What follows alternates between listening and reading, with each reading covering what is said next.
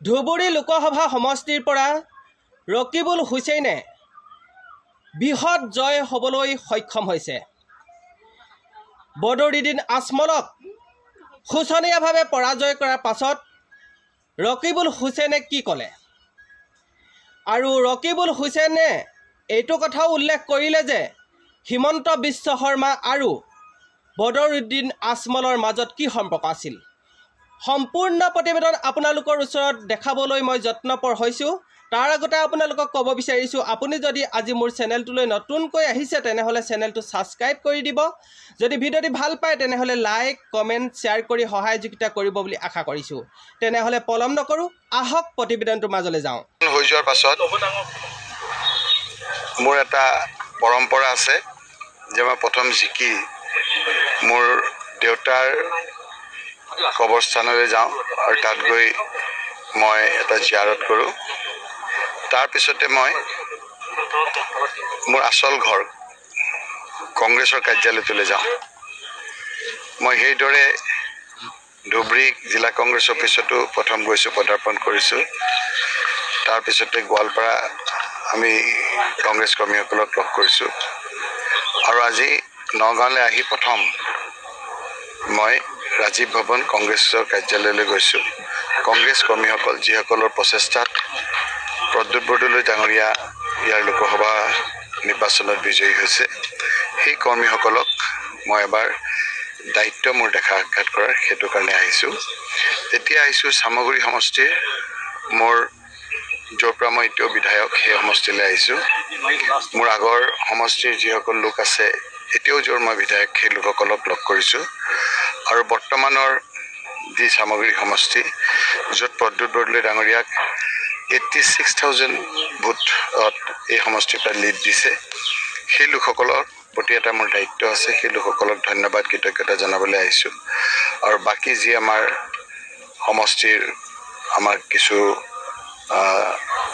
বহমপুৰ সমষ্টি আৰু কিছু আমাৰ কলিয়াবৰ সমষ্টিলৈ বৰ্তমান ডিলিমিটেশ্যন হৈছে, সেই সমষ্টিৰ লোকসকলকো দেখা কৰাৰ কাৰণে মই আজি ইয়ালৈ আহিছোঁ। সেই সময়ত মই অলপ আগত মুখ্যমন্ত্ৰী ডাঙৰীয়াৰ এটা আপোনালোকৰ এনেকৈ মই যেনেকৈ থিয় হৈ আছোঁ, এইটো প্ৰেছ ষ্টেটমেণ্ট কয় নে কি কয় মই নাজানো।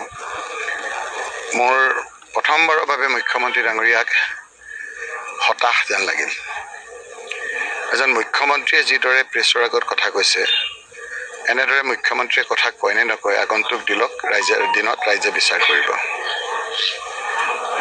মুখ্যমন্ত্ৰী ডাঙৰীয়াই ইমান হতাশ, ইমান বিষাদ দেখা পায় মোৰ ভাবিবলৈ বাধ্য হৈছোঁ যে তেখেতে ডিব্ৰুগড়ত বিজেপি প্ৰাৰ্থী বিজয় হওঁতে যিমান ভাল পাইছে, তাতকৈ ধুবুৰীত বদৰুদ্দিন আজমল ডাঙৰীয়া তেওঁৰ ৰাজনৈতিক বন্ধু হাৰাত বেছি দুখ পাইছে।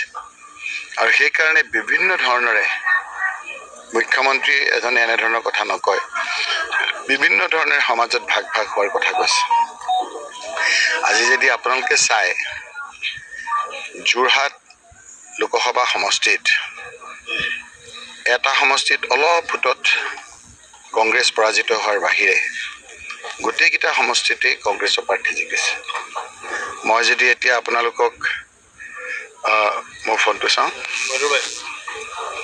মই যদি আপোনালোকক এতিয়া চাওঁ তেতিয়া মই আপোনালোকক ক'ব পাৰিম যে যোৰহাট সমষ্টিত আপোনালোকে তেওঁ কিছু এনালাইচিছ কৰাৰ কাৰণে ময়ো এটা সৰুকৈ কৰি বনাই দেখাইছোঁ।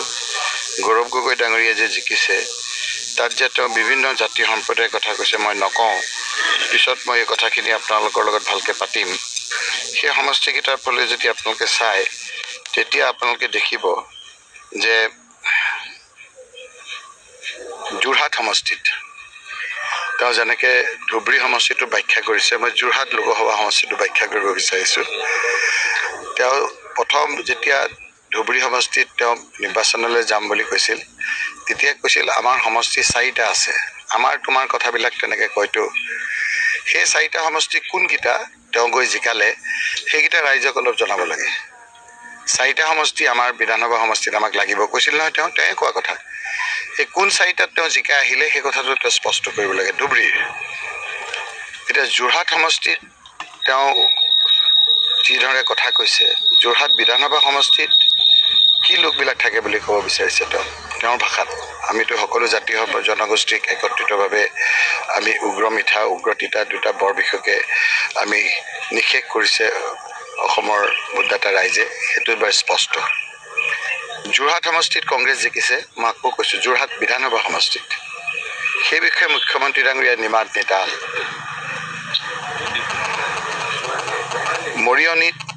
মৰিয়নি বিধানসভা সমষ্টিত কংগ্ৰেছ জিকিছে বিজেপি হাৰিছে সেই বিষয়ে বা মুখ্যমন্ত্ৰী ডাঙৰীয়াই কি কয় যোৰহাট লোকসভা সমষ্টিৰ অন্তৰ্গত তিতাবৰ সমষ্টিত কংগ্ৰেছ প্ৰাৰ্থী জিকিছে তাত বিজেপি হাৰিছে তাত বা কোন মানুহ থাকে বুলি মুখ্যমন্ত্ৰী ডাঙৰীয়াই কয় তিয়ক সমষ্টিত কংগ্ৰেছ প্ৰাৰ্থী জিকিছে বিজেপি হাৰিছে তাত বা কোন লোক থকা বুলি কয় শিৱসাগৰ সমষ্টিত কংগ্ৰেছ প্ৰাৰ্থী জিকিছে তাত বা মুখ্যমন্ত্ৰী ডাঙৰীয়াই কোন আছে বুলি কয়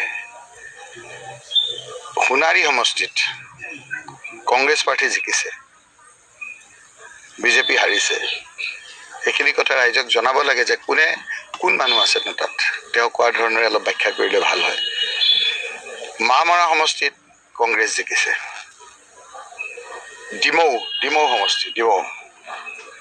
ডিমৌ সমষ্টিত কংগ্ৰেছ জিকিছে বিজেপি হাৰিছে কথাবিলাক অলপ বুজাই ক'লে ৰাইজে বুজাত সহায় হ'ব নাজিৰা সমষ্টিটো আপোনাৰ কংগ্ৰেছ জিকিছে গতিকে আৰু আপোনালোকে যদি চাই য'ত কংগ্ৰেছ হাৰিছে এতিয়া কাজিৰঙা লোকসভা সমষ্টিৰ ভিতৰত গোলাঘাট বিধানসভা সমষ্টিত কংগ্ৰেছ দলে ৰজিনা তিৰ্কে 1 লাখ ভোট পাইছে সেইখিনি কোন মানুহ গতিকে এইবাৰ তেওঁ খুব বিষাদ যিকোনো প্ৰকাৰে বদৰুদ্দিন আজমল ডাঙৰীয়াক জিকাব বিচাৰিছে মই আগতো কৈছোঁ যে মোক বিভিন্ন ধৰণে আক্ৰমণ কৰিছে মোৰ সিকিউৰিটি এজন নাই কিমান ভিতৰুৱা অঞ্চলত মই সিকিউৰিটি নোহোৱাকৈ কেম্পেইন কৰিবলগীয়া হৈছিল কিন্তু বদৰুদ্দিন আজমল ডাঙৰীয়াৰ ফকলীয়া এবাৰ হোৱা বিধায়ক এস্কৰ্ট পাইলট লৈ ঘূৰি আছিল যাতে তেওঁৰ কোনো অসুবিধা নহয় বিভিন্ন কাম কৰোঁতে এই কথাবিলাক এনালাইচিছ হ'ব তেওঁ যিমান বোকাত নামিব সিমান লুটৰি পুটৰি হ'ব তেওঁ কিয় বেয়া পাইছে সেই কথাখিনি অনুমান কৰি ৰাইজক ক্ষমা বিচাৰক কি কাৰণে বিভিন্ন ঠাইত ৰাইজে বেয়া পাইছে বিভিন্ন কাষ্ট কমিউনিটিত য'ত জিকিছে তাতনো ভোট পোৱা লোকসকল কি সেই কথাও তেওঁ ব্যাখ্যা কৰক গতিকে তেওঁৰ বিষাদটো দেখি তেওঁৰ মনৰ বেজাৰটো দেখি তেওঁৰ মুখৰ ছবিখন দেখি মই প্ৰতীয়মান হৈছোঁ যে তেওঁ বদৰুদ্দিন আজমল ডাঙৰীয়া হাৰাটো তেওঁ সহ্য কৰিব পৰা নাই